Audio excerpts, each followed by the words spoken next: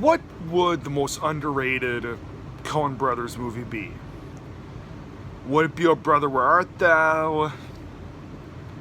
Would it be Barton Fink?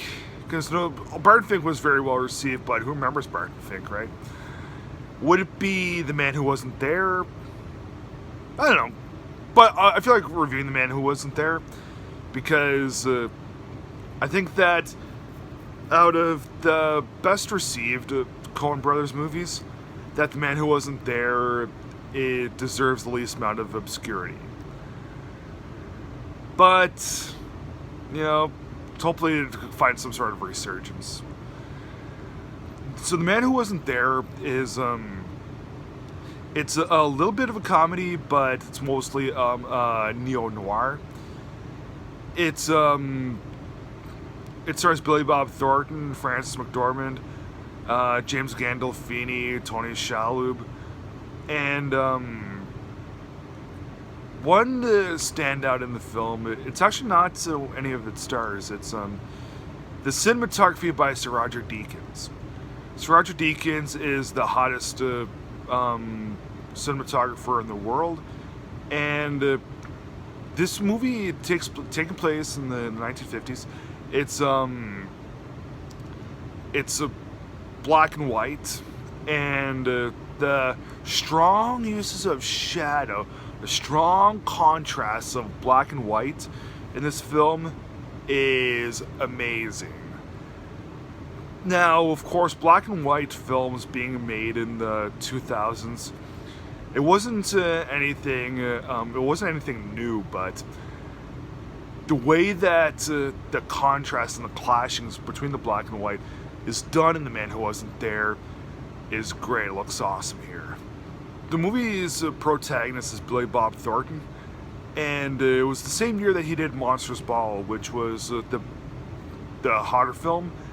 And he's great in both films, but personally I thought The Man Who Wasn't There was just simply a superior film.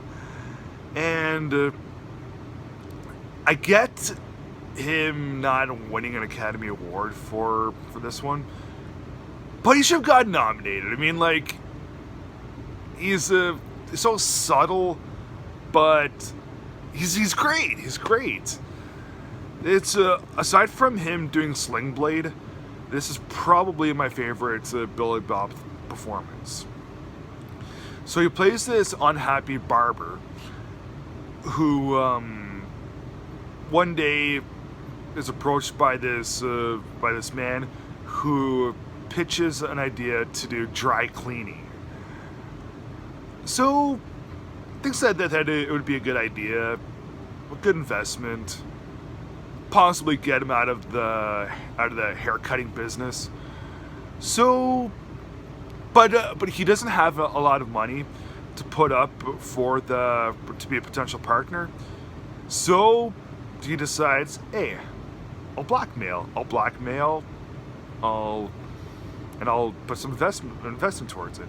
Instead, blood happens, death happens, and when things keep snowballing and snowballing, we realize that there's really not a whole lot of evidence against Billy Bob. He tries to remain in the clear, but the more things keep snowballing, the more craziness happens, the less evidence is against him. Even though he's like ultimately the antagonist of the film, there's really not a lot of evidence against him. But because he plays just an everyman in this film, we kind of want Billy Bob to really get off the hook, because there's still a possibility of the tables turning and him possibly getting the shaft. But will he or will he not?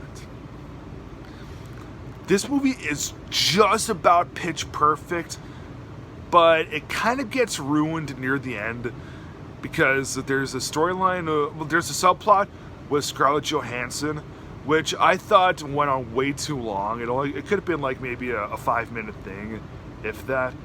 But when we're introduced to Scarlett Johansson near the beginning, and it's picked up near the end, it's like, I thought that movie just threw everything off. But, you know, it doesn't diminish everything by a lot. Maybe it's not a 4-star film, whatever. That's just one aspect that, if shrunk, would have made this movie a masterpiece. But because it's not a masterpiece, but it comes close to it, I'll give The Man Who Wasn't There from 2001 3.5 stars out of 4.